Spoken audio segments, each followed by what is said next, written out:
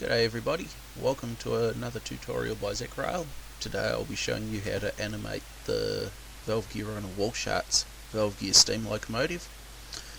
Here we have a Victorian Railways A2 class 460 with outside Walschaert's valve gear. This model was actually created by the late Bill Fock, or Billagalla, and there is a version that features on the download station. It's a upgrade I've been working on slowly for quite a few years now to his locomotive.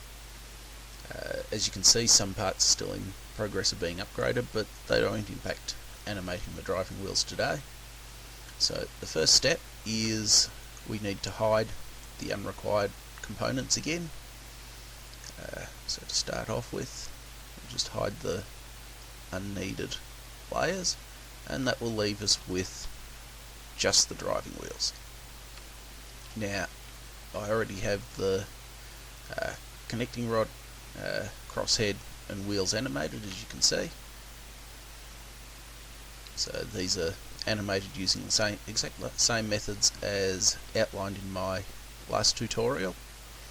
So today we will be animating just the Walschaert's valve gear. I have already aligned most of the parts on this side so that we don't need to go through aligning all of the pivot points. However, I will show you this on the eccentric rod here. So we have two locations that are pivoted, this point up here and this point down here.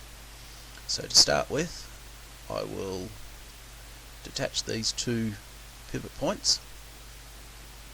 Because there are two, it's easier just to detach them and then select the two, go up to our hierarchy tab and turn on effect pivot only and center to object. That will then center our pivot point to the two components. Now I'm going to attach the one at the expansion link after we align the pivot of our eccentric link or eccentric rod. So the bottom pivot point down here is not yet attached. We can attach that later. As you can see, there's Walschaerts on both sides. This is pretty standard. I'm sure there's an exception to that rule. So our next step is to create points where each of our pivot points will be. We call these oops, got the wrong layer selected. So each of these will have the name starting with a full stop, and then we'll name them AL, BL, and so on. So AL is the rotation point of our expansion link. So we'll select pivot point. As you can see, it's centered on the pivot point of the expansion link. As shown last time, I normally set this to a distance out to the side of the locomotive just to make locating some of these parts easier, and it makes it clearer to see the model. So we'll make it 2 meters from the center of the driving wheels in the locomotive. Then our next, we clone this pivot point .bl, and the next one will be this point here. So we'll align it to this rod, turn off the X position purely because we don't need to move it on the X axis. And then our final one for this part of the motion gear is .cl, and it goes down where our return crank meets our eccentric rod. Again, we align it to this component, and now we can attach that component back in. That is our first 3 attachment points. One thing I am going to suggest is make each of them a little bit smaller. Because I've instanced them instead of just cloning them, they'll all change depending on the first one. Our next point is .dl, The order that they're named is the order that you'll be creating your bones in, so it makes it easy to work out. This one gets aligned with the pivot point of our radius rod, which is the one running along here, to the expansion link. This is the mechanism on the valve gear that actually controls your cutoff and your direction. So in this case I have the locomotive set in forward gear, approximately I'd say about 40 or 50% forward, maybe a little bit more. It's up to you exactly where you place this. On most locomotives I would say put it into forward gear, even if you have it just slightly off the pivot point, so it's what would be called close to mid gear. This allows the radius rod to actually move back and forth just a little bit, allowing the rest of the valve gear to move more naturally. If you have it dead center, this radius rod won't move, and this rod here will just simply pivot here. It just doesn't look quite as good in my opinion. So we align this one and .dl point to that pivot point, and if I just move it across, you can see it bisects through there. The next one is EL, and this aligns with this point up here. So as you can see, that's now set up there. And then .FL is, so that this rod here is our combination link, and this one is our union link. .EL is aligned with the top pivot of the combination link, and then FL is where the combination link and the union link attach. And then our final one for this, for the actual valve motion gear, is .GL. This aligns where the union link attaches to the crosshead, and then one last one for the valve spindle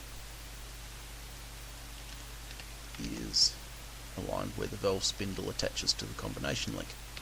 This is all of the pivot points for your Walschaert's valve gear. As you can see, it's a little bit hard to see which one's which, so what I would now suggest is selecting the first set of pivot points and just change these to a different colour, and then the second set, it's this pair here, change them to another colour, and then the third set is these two, and again just another colour, just so you can see where each is when you're setting up your bones. This animation technique does use bones. It's a much better animation method for this sort of thing in my opinion. Everything stays rigid and it's a lot quicker. So the next step is to select bones. We want IK limb, assign to children, assign to root, and just set your width to about 0.25 meters and your height. This will create a just sets the size of the bone itself, which is in 3ds makes a visible object. And now we turn on snaps and just right click on the snap button, make sure it's set to 3D, and untick everything except for pivot. This way the only item that you're going to snap to is the pivot point of these points. So next step is to click on the first point, then the second one, and then the third one. So that's AL, BL and CL now in the names of our points, and that, as you can see, corresponds to the expansion link and the eccentric rod. So we turn off snaps now, and one thing I would suggest, just to make life a little bit easier, is create a new layer. Make sure nothing is selected when you do, and I've think I accidentally deleted part of the bone structure, but it only takes a couple of seconds.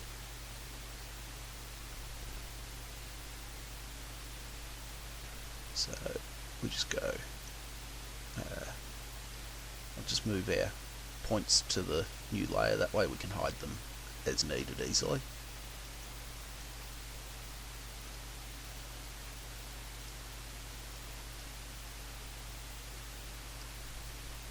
So as you can see, they can all be hidden and unhidden, and we'll just turn off everything but AL, BL and CL.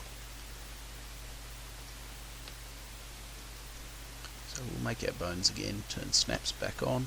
Snaps also gets turned on and off by pressing the S key. So I've accidentally placed them into the wrong layer, but we can easily fix that. Select the driver's layer, and they'll get moved up. So these three are our bones. As you can see, they're rigidly linked together, and then the last component of the bones is the IKHI chain. So as you can see, this will actually move them slightly differently, and in this case is how the expansion link and the eccentric rod would move in reality when simply moved back and forth. So the first thing we need to do is actually make sure that these are oriented correctly. So we unlink them, then go to our Utilities tab, click on Reset Xform and click on Reset. This aligns the three bones to the world, and then we go up here, right click, collapse all, yes, and do the same on the other two.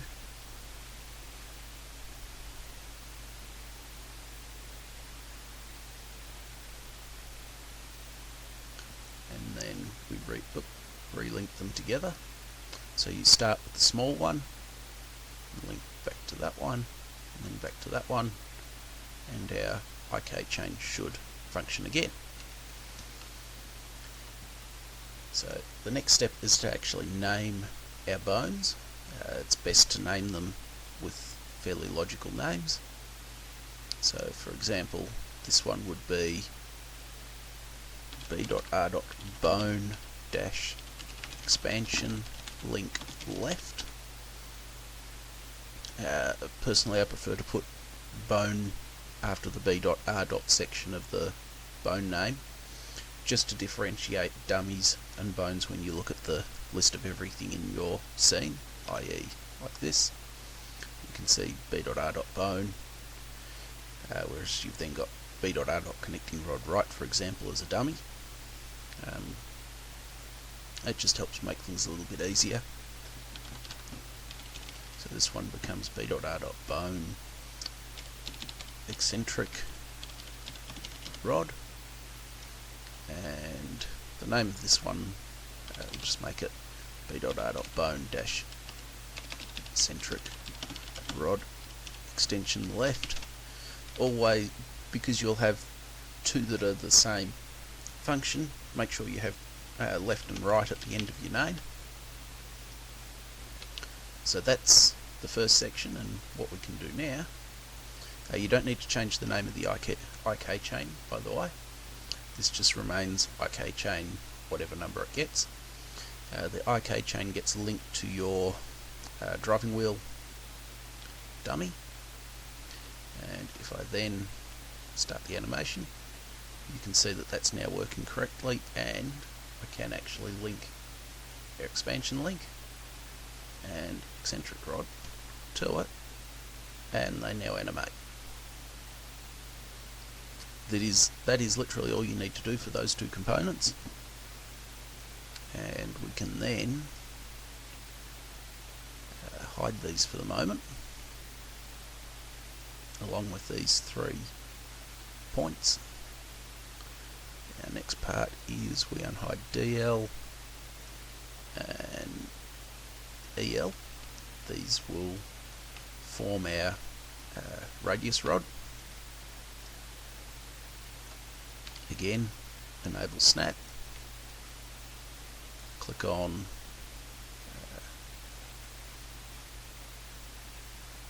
our first one here, and then second one, and that gives us the animation for the combination link. You don't need to move either. So the next part is before is unlink these two, reset X form, and collapse, and then link the small one back to the big one. There is one more component we need here, and that is a dummy located at this pivot point. So we'll just create a dummy. Remember to turn snaps off when you do. This should be aligned. It's already at rotation of 0, 0, 0, so it's aligned to the world. Unfortunately, bones don't automatically align to world, so they have to have the reset X form done. This dummy is b.r.expansion link left. This also allows us, using the b.r.bone and b.r.blah naming versions, allows you to have two objects that are essentially the same name, but by having bone in there allows you to have the bone version as well. Otherwise you could come up with a second separate name for it if you wanted. So this one then, b.r.bone, radius rod left, and then I'll just copy that, paste it into this one, radius rod extension. It's as good as naming as any for that. We then need to unhide these ones. Oops. And what we do is we link this bone to this dummy here, the b.expansion link left, and then that gets linked to the expansion link bone. And if I now play it, you'll see that the radius rod moves back and forth. And if I then link our radius rod to this, it actually starts moving along with the expansion link. Now, for just a basic animation, the way it's set up here is fine. What you might notice if I turn the locomotive back on is that the radius the radius rod swings up and down a little bit. You can, if you so wish to, manually animate vertical movement of this dummy here, so that, for example, if I bring it down here, you could move it upwards a little bit and it will actually swing based on this pivot point up here, and you can actually keep that at the correct height that you want, because this rod here has a fixed height here at the piston valve, so this point here is actually where this should all pivot around, but it's up to you how accurate you want to be. A lot of locomotives with Walschaert's valve gear don't necessarily worry about this part. It is a very small movement and you probably won't see it too much at 40, 50, 60 miles an hour. Our next thing to do is to hide locomotive, and then we'll just hide all of our bones and IKHI chains, because we don't need these right now, and then we'll hide those two and unhide the so we actually need pivot point EL again, because this forms the top point of our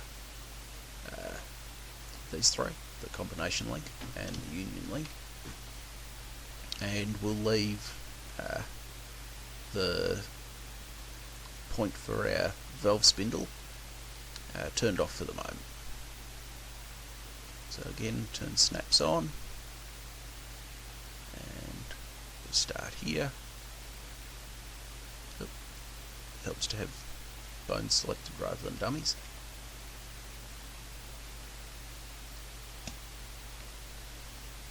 So this is our 3 bones for the combination link.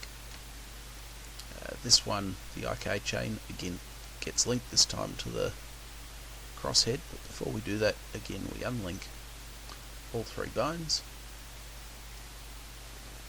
reset X form, collapse each one stack, and then starting at the smallest one, or the last one, we'll just link them all back together, and again we have to name them. The only important part of the name for a bone or a dummy, either one, is the b.r. name. The rest of the name is completely up to you, but again it's good to follow a good naming standard that suits your models. So we've got b.r. bone combination link left, b.r. bone union link left, b.r. bone union crosshead left. And then, as I said, we link our IK chain to this dummy here, which is our crosshead or piston. And if I run that, you can see that they're now moving almost correctly. And if I link our visible parts to it again, they will move, but at the moment we don't have the movement of the top of the combination link. So at this point we'll hide these points again, and then we need to unhide all of our previously created bones and IK chains, and this bone here gets linked to this bone, and we now have our complete movement. As you can see, all of our motion gear is now animated on this side except for our piston valve. This is the last component we need to animate, and in this case, because it is an angled valve gear, it may be a little bit more tricky to animate. So that's this one here. Close the layers, and just to make life easy, we'll make a new dummy. We align it to that point again, and b.r. valve. We can then link our piston valve to it, and then this gets linked to the combination link bone. Now if I start the animation, we can see it's moving, but not quite how we want it. So the first step is that we can turn off the rotation of this bone. Make sure you've got the right bone selected. So we'll just turn off all rotation, and it is now moving, but one of the problems with this is that it actually has a slight up and down movement. So what we need to do, and an easy way to do this, like last time, is we create a line along the center line of the object,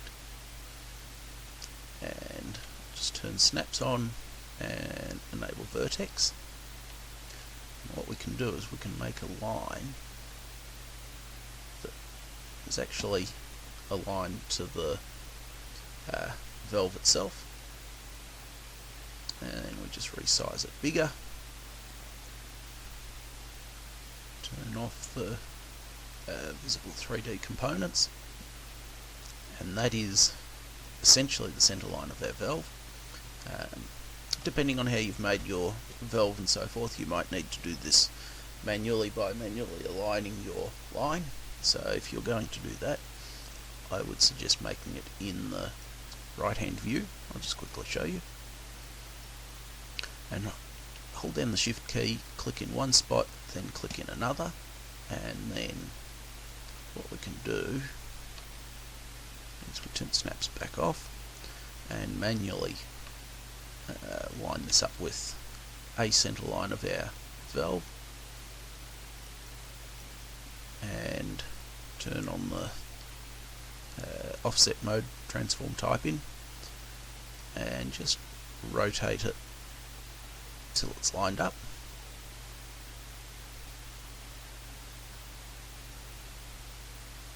So that's pretty close.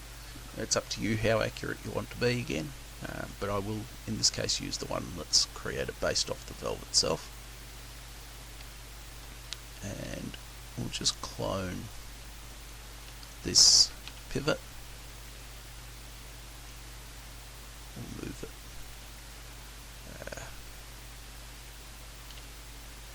over towards the line a little bit, and we'll just set it to a colour that contrasts with our line and doesn't look like another point. So we'll go light blue this time. In this case, I'm going to suggest turning off all of your other bones, dummies, points, etc. So the only thing you have to worry about is, and the 3D components, so that all you have to worry about is the stuff that's actually being moved.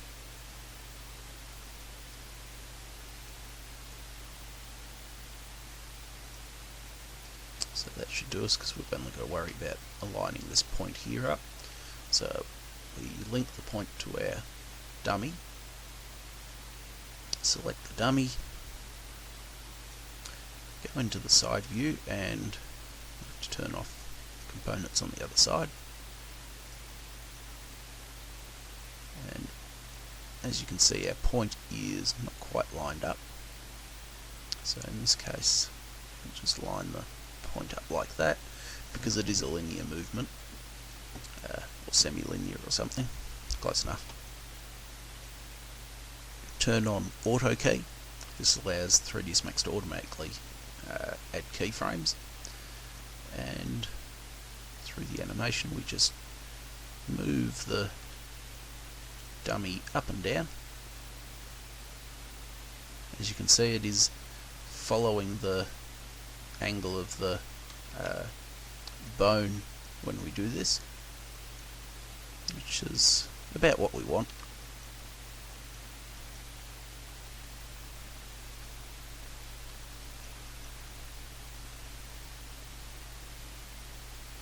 As you can see, it is a lot quicker than doing the rotation alignment of the connecting rod and piston.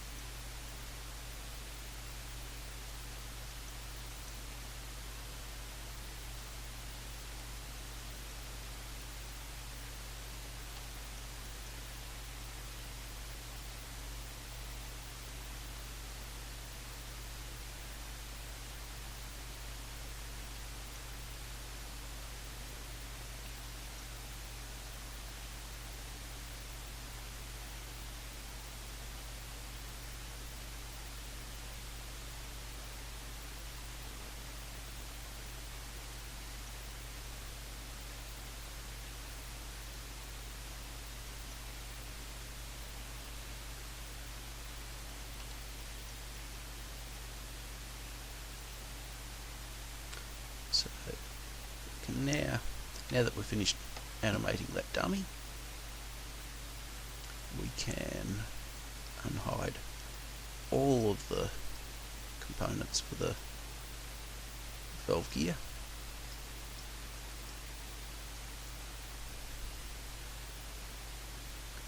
And if we play this, should all move quite smoothly. The method I just showed you can be used for aligning our dummy down this end up and down to move this up and down. You can also do it for this bone here can be moved up and down slightly, or sorry, the IKHI chain here. So if I select this one and move us back to frame 0, if I move this up and down, it will actually rotate. So as a combination of this IK chain component here and this dummy on our expansion link pivot radius rod expansion link connection here, you can actually rotate the radius rod slightly and move your combination link appropriately to get the correct movement of these components. But it's up to you as to if this is necessary. I'm not going to cover this in the tutorial today. This does work quite effectively. This is actually how most of Bill Fox locomotives were set up, and when it's running it's not that easy to notice because everything is moving fairly quickly. So the method for animating the other side of the locomotive is exactly the same. The components might be aligned differently because on all 2-cylinder locomotives, apart from possibly some odd exceptions, your valve gear will be 90 degrees out, otherwise known as quartering. So as you can see here on the right hand side, the coupling rod and crank pins are at the 3 o'clock position, and then on the left hand side they are at the 12 o'clock position.